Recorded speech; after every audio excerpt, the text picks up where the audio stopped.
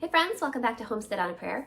In case you're new here, my name's Jennifer, and we are going to be making another really delicious Christmas cookie recipe today. Now, of course, I'm calling them Christmas cookies. These would be great cookies really for any occasion. I just tend to make them around Christmas, so in my mind, they're Christmas cookies.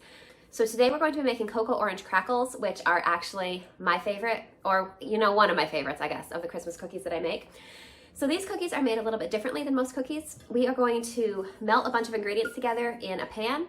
Then we're going to add in our dry ingredients. I actually find these cookies really easy to make, and that works out really well since they are one of my family's favorites as well. So to get started, we are going to chop up and add all the ingredients that need to melt in here together. You're going to need 1 stick of butter. So I'm just going to chop that into, you don't need to chop it that finely, just cut into pieces a little bit to make it melt a little more quickly. So we're just going to add this right into our pan. Now, I should have mentioned before getting started, in case you're new here, whenever we make a recipe together like this, I do leave either the link to the recipe in the video description, or I'll type out the ingredients for the recipe so that you don't have to worry about writing everything down as you watch.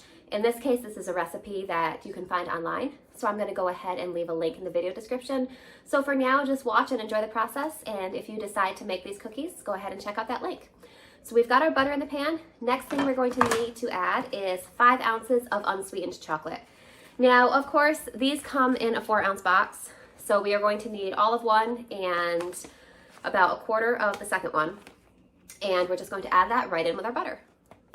So just like with the butter, we're going to chop these into pieces to help them melt a little more evenly. This is basically about 16 rectangles here. So we're going to need 4 of these.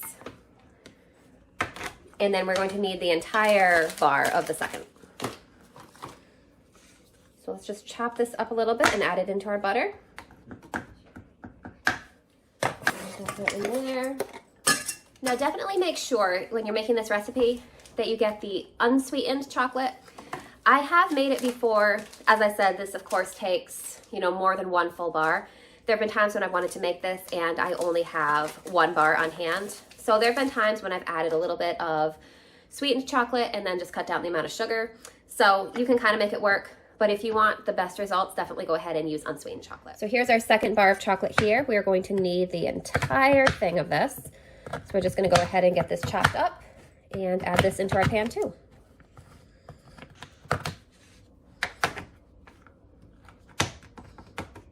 So let's go add this in. Grab the little bits of chocolate that fell off the cutting board. So we do want to add our granulated sugar in along with these ingredients. I'm going to go ahead and turn it on low while we measure out our sugar. So into this butter and chocolate mixture, we're going to need to add 2 cups of granulated sugar. So I'm just going to measure this out and add it right in. I have been doing a lot of cooking and baking today, so most of my measuring cups are dirty. So we are going to use this 1/3 cup, which means we are going to need 6 of these added into our butter and chocolate. So let's just add 6 of these in. There's 1, 2, 5, 6. So we're just gonna keep this on a fairly low heat. I'll turn it up a little bit now that I've got the sugar in there. We just wanna melt together all of this, and we do not want to let it burn. So we're going to keep a close eye on this while we mix up our dry ingredients in a separate bowl. So we're gonna go ahead and measure our dry ingredients into this bowl here. The first thing that we're going to need is 2 cups of flour.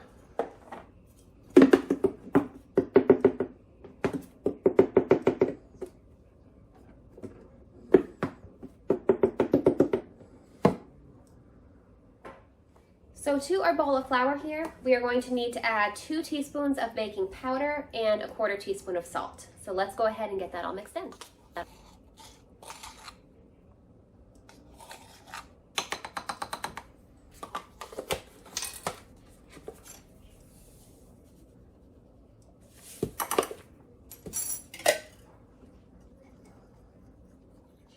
So it's going to take a little while for this to melt because we have it on a low temperature, but we don't want to take a risk of burning the butter or the chocolate. You can see it is starting to melt and incorporate a little more with the sugar. So just make sure you keep a careful eye on it.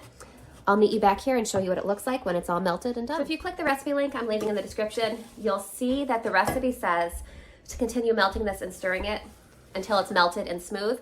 I'm going to show you what mine looks like because in my experience, it never really gets what you'd actually consider smooth. You can see it's smooth in that there are no more chunks in it, but it does stay pretty grainy. So the first time I made this, I kept trying to melt it longer and get it to actually be smooth, but it's not really going to ever get fully smooth. So this is what you want. You just want everything to be melted and incorporated. Now we're just going to set this to the side. We're going to let it cool a little bit because we now need to add eggs and our orange extract to it. And we don't want to add the eggs while it's hot to have them get cooked at all. So we're just going to set this to the side. I'll meet you back here in a couple minutes. All right, so our chocolate butter sugar mixture has cooled enough that we can add the eggs to it. You don't want to let it cool down completely because then with all that chocolate in it, it'll start to solidify a little bit. I know you can probably hear some noise in the background. That's because I have company in the kitchen now. Hello. So Dan's making his lunch.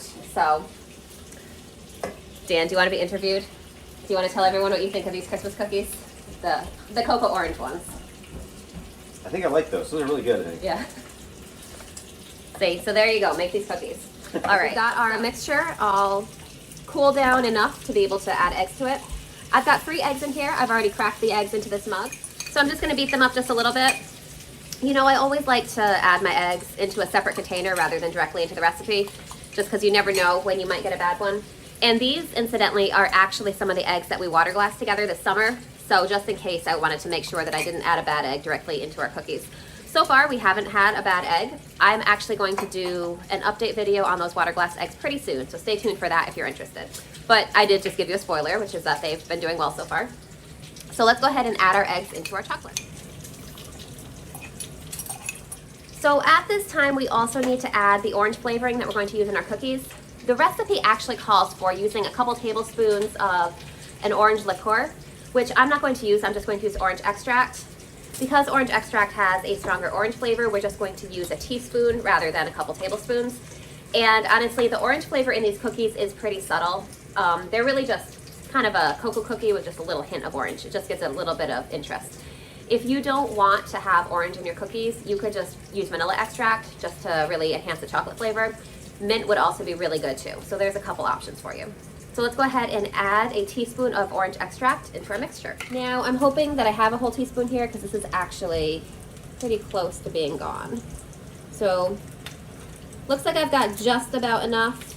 We might be a hair shy, but hopefully that'll be enough for the orange flavor to come out. We're just gonna incorporate this. So once we've got our eggs and our orange all mixed in here, it's time to add our dry ingredients. And I will just say, even with being a little bit shy on the amount of orange extract, it does smell really nicely orangey now. So I think just the strength of the chocolate flavor makes the orange a little bit more subtle, but it is a good highlight. So let's go ahead and add our flour in. I'm going to do this, I think, in 2 batches and just mix it all together. So let's go ahead and add about half of this.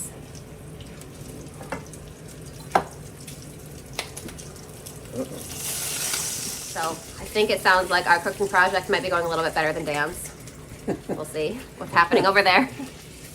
So once that flour is pretty much incorporated, we can go ahead and add the rest of it.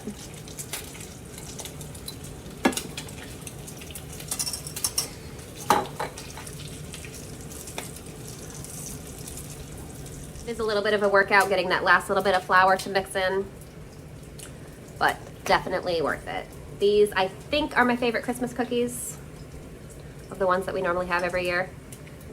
I think you're right. I think those are my favorite too. Yeah. Although I do really like the Heath shortbread dipped in chocolate. Dan doesn't like those as much. He likes the cocoa orange better. All right. So this is pretty much incorporated. I'm just making sure that there isn't any little bit of scattered flour that isn't mixed in. Now, as you can see, this is a pretty wet, sticky batter. So once we get this all mixed up, we're going to just put a cover on this pan. We're going to let it chill in our fridge for a couple hours. And we are actually not going to bake these cookies until this evening.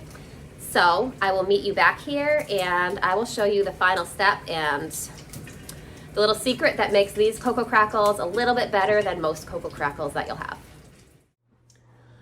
All right, so I just pulled the dough for our Cocoa Crackles out of the fridge. They've been chilling in this pan all day, and now it is time to actually make the cookies. So I have 2 trays here. I'm going to put about half a cup of granulated sugar in the first one and half a cup of powdered sugar in the second one. We are going to roll out our cookies, and then we're going to roll them first in the granulated sugar and second in the powdered sugar. Now, a lot of Cocoa Crackle recipes only call for rolling them in the powdered sugar. And those are still good, but honestly, taking that extra step of rolling them in the granulated sugar first makes such a big difference. A couple years ago, I tried a different cocoa crackle recipe. It was like a slightly different flavor, and I just tried a different recipe, and it did not have the step of rolling them in the granulated sugar, so I just went straight to rolling them in the powdered sugar, and they were okay, but they were really missing that extra little crunch. It's just kind of a texture thing. It gives them just a little bit of a crispy outside crunch, but it's still soft and gooey on the inside. So I definitely recommend not skipping that step. So another step that you should definitely not skip, as I mentioned before, is the chilling step. This dough is really sticky and soft when it's not chilled. So in order to really be able to roll it out and make it into a good cookie, you definitely need to chill it. So the recipe says to chill the dough for at least 2 hours. I've had it chilling much longer than that just because I was busy today. I was out and about doing stuff. So now I'm back and we have a chance to actually finish up our cookies. So here's our dough. You can see that it's nice. It's a lot firmer than it was before. So I'm just going to go ahead. Oh, it's actually pretty challenging to scoop actually. I don't usually chill it for quite this long. So you're gonna have to work it with your hands a little bit just to make it, you don't really want to warm it up too much, just enough so that you can roll it into a ball, probably about that size or so. All right, so our oven just finished preheating to 350 degrees. So I'm gonna take this cookie that we rolled out, just gonna roll it around first in the granulated sugar. You want it to be pretty well coated. Should look about like that. Then we're going to roll it in the powdered sugar. And then I just leave them round like this. I don't bother flattening them or anything. Just gonna go straight onto the cookie sheet. And of course they will spread out a little bit as they cook, so you wanna leave a couple inches between them. All right, so let's work on rolling out the rest of our cookies.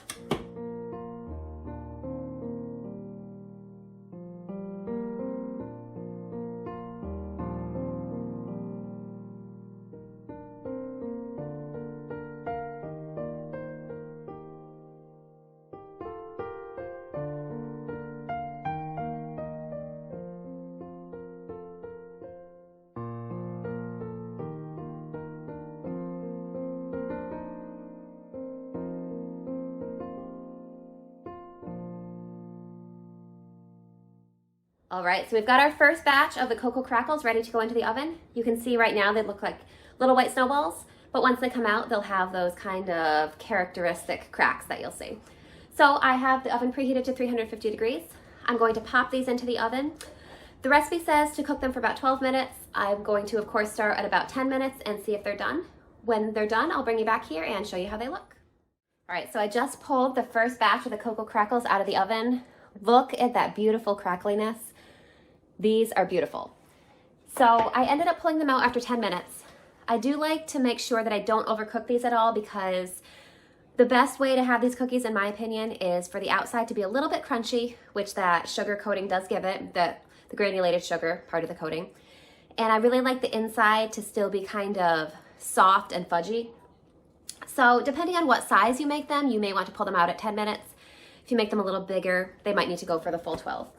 So I'm just gonna go ahead and get the rest of our cookies all baked up. I'll meet you back here when we're done. So these cookies are looking delicious. Now we need to find out if they actually taste delicious.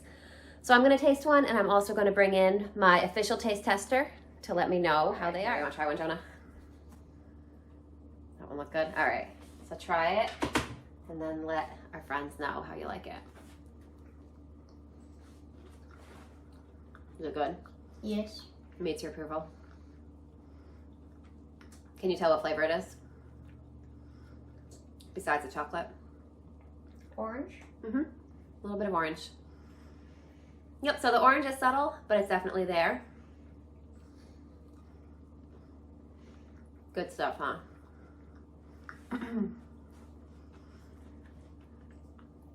All right, well, thank you for hanging out with us today, guys. These are a must-make Christmas cookie. They're so good. So definitely give these a try. If you have any other Christmas cookies or just other cookies that you recommend and that you think we should try, go ahead and leave those in the comments and let us know. All right, so I hope you guys are having a great day. I hope you're getting ready for Christmas, and I can't wait to see you guys again soon. Bye, guys. I'll see you next time.